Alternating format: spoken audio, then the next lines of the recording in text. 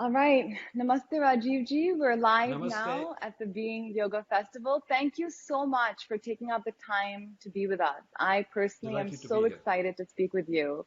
Before I introduce Rajiv ji to our audiences, we have close to 1 million people with us today via our Facebook pages, via Paytm, via Shamaru. We're live streaming across a number of different platforms. I just want to encourage everyone to give. The purpose of this entire festival is to raise money for those who have a lot less than we do. And even if it's just 150 rupees, the donate button is right below our Facebook campaign. So do find it in your heart. So donate even a little bit. This everything goes towards migrant laborers in India who survive on daily wages. So that is the purpose of why Rajiv ji is giving us our time amongst so many other people. So we really hope that you find it in your hearts to give. Um, Rajiv Malhotra is a phenomenal thinker, a writer, an intellectual, and he's written several best-selling books.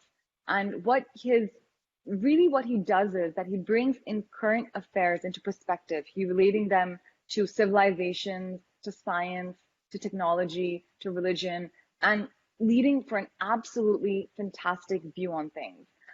So I have been following his work, and I have several questions, burning questions that I'd like to ask him.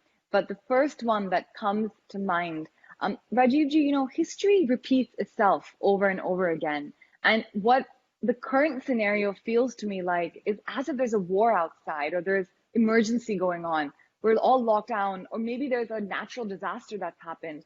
But why do these things happen? What is the Vedic point of view towards pandemics? Wonderful. Namaste to all the viewers everywhere. I'm delighted to be on this show. Before we talk about the pandemic, I just want to set the context of the relationship between Ved and Yoga. You were giving an Absolutely. excellent demonstration on pranayam a few minutes ago. And you mentioned a very important point that this is not just physical, it's mental. It requires engagement of the mind and it influences the mind. So we have to understand who is the self that is doing this?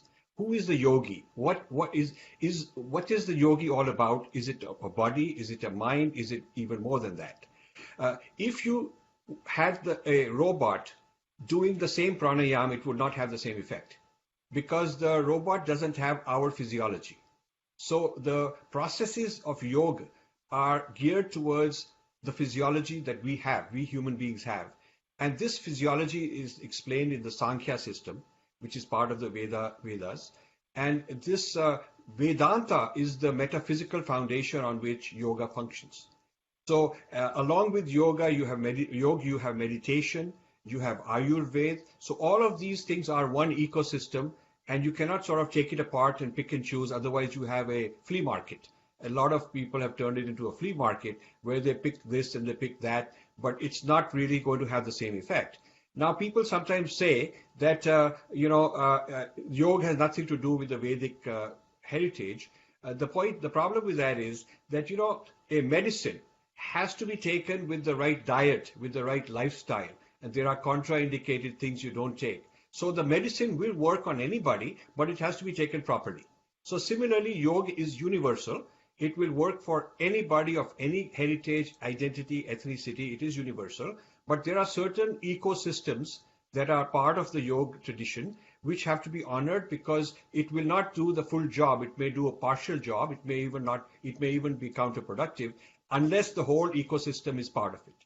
And that ecosystem has to do with the nature of the self, which the Vedas have explained. So that's kind of an introduction on how to be a yogi in an authentic way within the Vedic context. So I think this should be clear.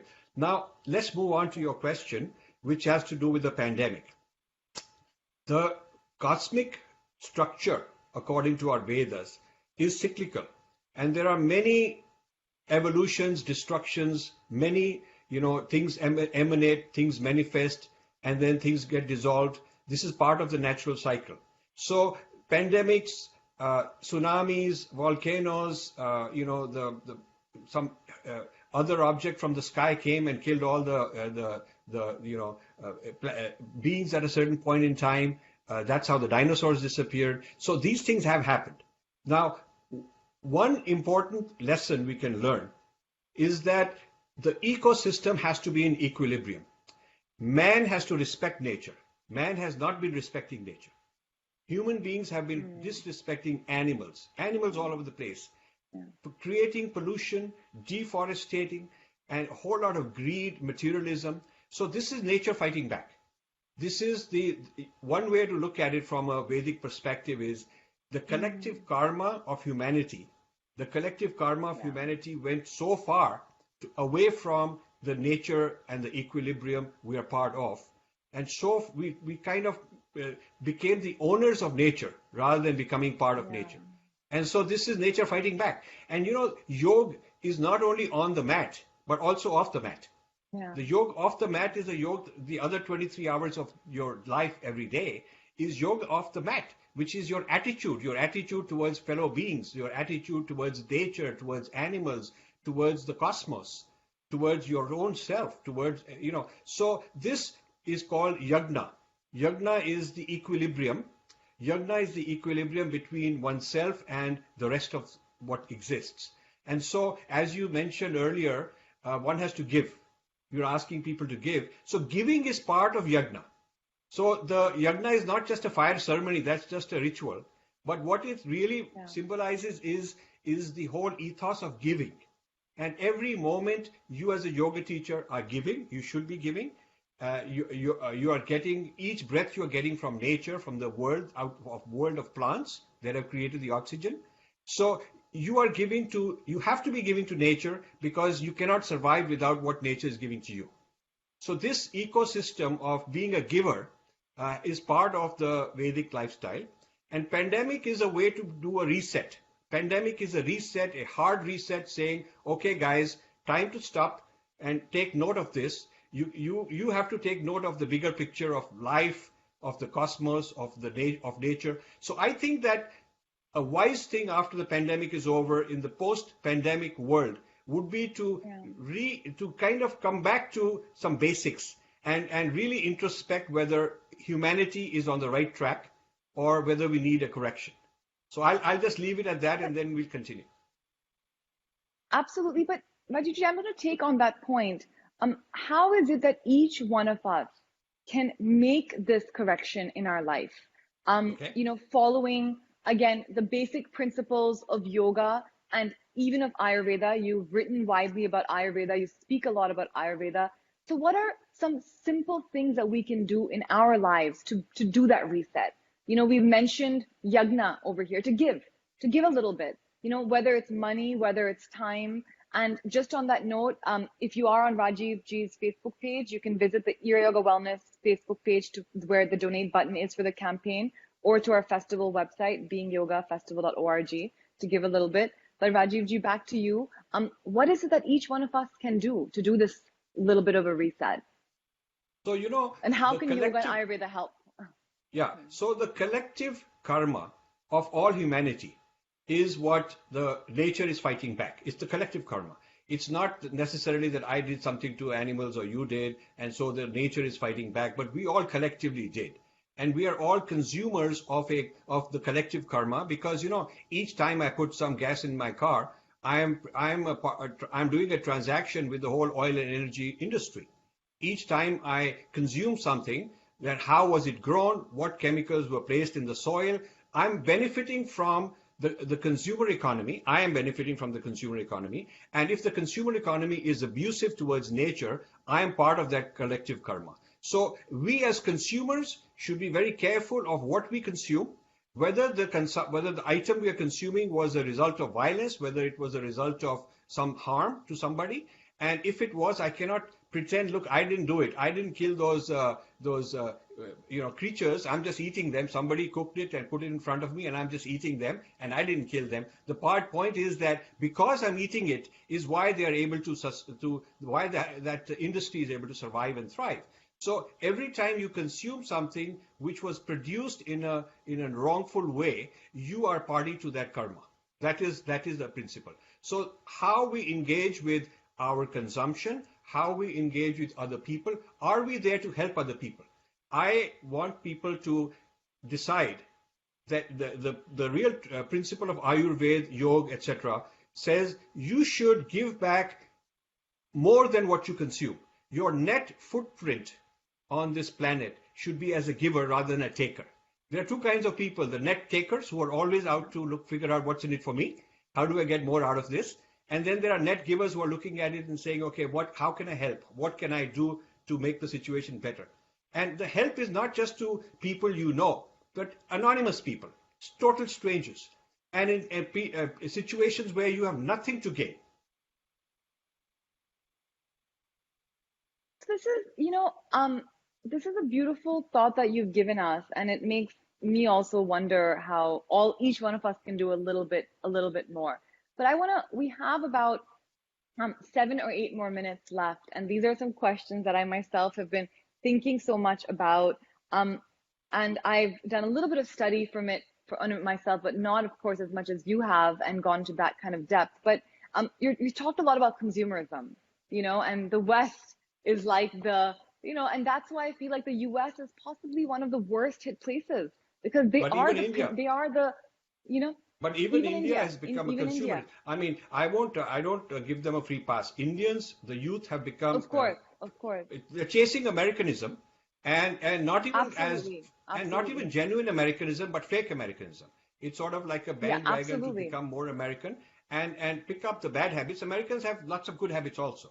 Like they've yeah, picked up a lot of yeah. our habits, like yoga, which we can have pick up some good habits from the Americans. So Indians are not exempt from this problem of consumerism Yeah, and violence. absolutely. But talking and violence, of course. Now, talking to your point about yoga in the West and how the West has picked up yoga, how has the West appropriated yoga? How did yoga really enter the West and become So a huge $1 trillion economy? Okay, so in the 50s and 60s, after independence, there were 4 or 5 major gurus who brought yoga to the West from India.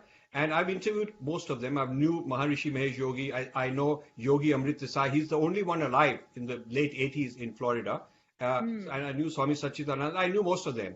So they said that in India, because of the inferiority complex of the elite, there was no market for yoga at that time, yoga and meditation in India, because in the 50s and 60s, people like, the generations before you were ashamed of this. So they brought it to the West, Yeah. where there was a big hunger, and the Americans loved it. They thought that this was better than drugs as a way of silencing the mind, quietening the mind. Some of them just stuck with the physical asana level, but a lot of them went deeper than that. So the entire tradition of meditation has turned into what the Westerners call mind sciences. Mind sciences have Mm. really done a lot of appropriation of Buddhism, Buddhist, Tibetan meditation, and Vedic yogic traditions, and turned it into a scientific paradigm. And this is the cutting edge of neuroscience. A lot of neuroscience, a lot of psychotherapy and psychological methods, psychiatric methods are basically based on yogic and meditation knowledge that they have attained.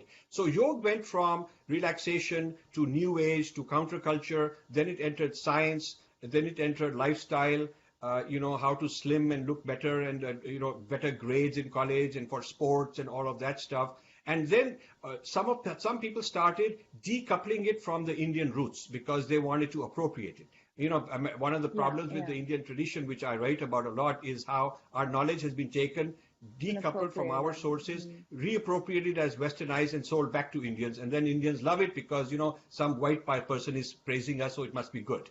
Well, we have that, Is that we've what's heard, happening right now, Rajiv? Is yes, that what's yeah, happening right now in India? Do you think we're seeing an entire culture of reappropriation? And is this really a bad thing? Isn't it a no, good no. thing that people are at least doing some yoga? Okay, so this is a very good point. Doing some yoga is better than doing none, but Yes, decoupling it yes. and abusing the source. See, when you enjoy the fruits of a tree, you must respect the roots, because the roots are going to create next year's harvest. So you talked about the ethics, Mm. what we should all do. We should always respect and nurture the roots of a tree, which is giving us the fruits. So if the yoga tradition is the tree, it has deep roots, then if the Westerners are enjoying the fruits, they should also nurture the roots. They should also respect the roots. But what they're doing is cutting off the tree harvesting the fruits and letting the roots atrophy and die, and that's not right. That's wrong of them. So, And what are some ways that these roots can be nurtured? well, the roots can be nurtured by our young people like you respecting the Vedic origin and saying, okay, this would not have existed without these origins, and this is to do it authentically. We should do it in the context of the Veda, the Vedanta, the Ayurveda, the Yoga, the meditation, all of Yeah. these together as one ecosystem. And when you do that, you're respecting the roots. One thing I want to tell you, your name, Trivedi, is three Vedas.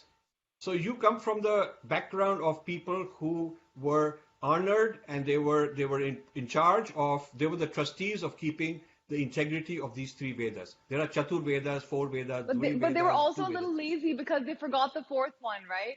They didn't read Okay, all four. They just did wait, wait, stopped at three. but the thing is, rather than saying lazy, you should give them credit for being specialized. I mean, Agree. a cardiologist cannot be accused. Why aren't you also an eye doctor and a foot doctor? But the point is, if he's the Agree. best cardiologist, that's pretty darn good. Okay, so All if right, if ancestors, I respect you. yeah, yeah. So what you have to do is continue that tradition in your life. And your name Ira is Iravati. That is the name for Saraswati. So that's the knowledge. So what can you do in your life? You can learn about the Saraswati tradition. You can learn about the three Veda tradition. Get connected to your heritage, and require that the Westerners and the Westernized Indians have to understand all this, because this is a soil. You cannot take a plant out of the soil and put it somewhere else and expect it will grow the same thing. You know that. I mean, the people in Champagne in France, they sue you if you call something Champagne not grown in that region of Champagne, because they are saying that it can only be grown here because the soil and the climate and the weather is very special. So this is true. The Vedic soil is very necessary, and this, to protect this, is, I think, a very important yagna that we should all do. Thank you, Rajivji. I think I have a lot to do, It's a But lofty you're on a good ambition. start. I'm going to get inspired by people like you and try to go ahead on this path. And in the thing, trying to giving back some of this in the Yagna tradition, and hopefully spreading the love, spreading the word, spreading the knowledge. I want And to that's I the want to say purpose of one. this festival as well. Absolutely. And I want to say one thing before we close. A lot of people said, oh, Ira has abused our tradition. Don't talk to her. Why are you on her show and all that? I said, no way. Because young people are searching. They're experimenting. They take a position here, they take a position there. And it is for us to educate them, inform them, ground them, as long as a person is open-minded. And as long as they're learning and moving on, whatever they may experiment with, whatever positions they are taking in the past are okay as part of growing up. That is what happens when you grow up. You experiment and you try this and that. But as an open-minded person, you are wanting to search, learn, get reconnected with the three Veda tradition. Even the one Veda would be enough to get started. And the Saraswati tradition, which I bless you that you should follow that tradition, please. Thank you. And then you can inspire millions of other young people. And that would be, I would say, your Swadharma. Swadharma is the personalized dharma, which Absolutely. means my calling. What is my calling? And Hmm. your Swadharma becomes your yagna, and everybody has to discover their Swadharma, and that becomes the collective yagna. This is the message of the pandemic. This is the message of the swallow your swadharma, not your pardharma. Pardharma. Yeah, Go with the swadharma. you do your Swadharma, so you do what is your rightful calling, rather than somebody else's. Let them do theirs, and if everybody carries out their ethical mandates, their ethical dharma in whatever state you are in, wherever you live, whatever your conditions are, within the context of that, do your Swadharma, and if everybody does that, that is the collective yagna. And that is what the Yes. pandemic is requiring us to sit down, reset, think about it, and change our lives. Thank you so much, Rajivji. We have some burning questions. I want to give everyone an opportunity to Sure, ask their questions, not just myself. So thank you. Thank please. you once again. Guys, we've told everyone that they're going to win some exciting prizes if they ask you good questions. So I know that people have been paying some close attention to ask some good questions. So I'm just going to Okay. check on our live feed for the questions that are coming this way. There's a question by Sneha Pujari, is the is the COVID the end of the Kal Yuga? That's her question. Well, I think whether it is the end of the Kali Yuga or whether it is the call to action for something within the Kali Yuga, the how we frame it in the context of Yuga and all that, we can debate that more extensively. I don't think that's an important point. The important point is that it is a kind of a mini pralay. It is a mini dissolution of the old way of life, the old way of people, how they ran their lives. The world will never be the same again. And this post-pandemic era this pandemic is a bigger shift in world thought than the 9/11. I think that Yeah, the way we will live has absolutely. changed forever. And so that's a big reset. And whether we call it the end of Kali Yuga or see, we shouldn't assume that, okay, it's the end of Kali Yuga, so no problems anymore. All the problems of Kali Yuga are gone because the Kali Yuga is over. I think it's not that simple. Yeah. There will be more No, that's a pandemics. There will be more pandemics there's because going to be a because COVID 20. there will be there well also beyond the COVID there will be other things happening because the life the kind of living creatures, the kind of pathogens that exist out there are not going away just because we may defeat the COVID-19. There are so many pathogens and other kinds of natural disasters. So humanity has always got to Want to come be our way. in this yagna of give and take. Oh, that's a wonderful answer.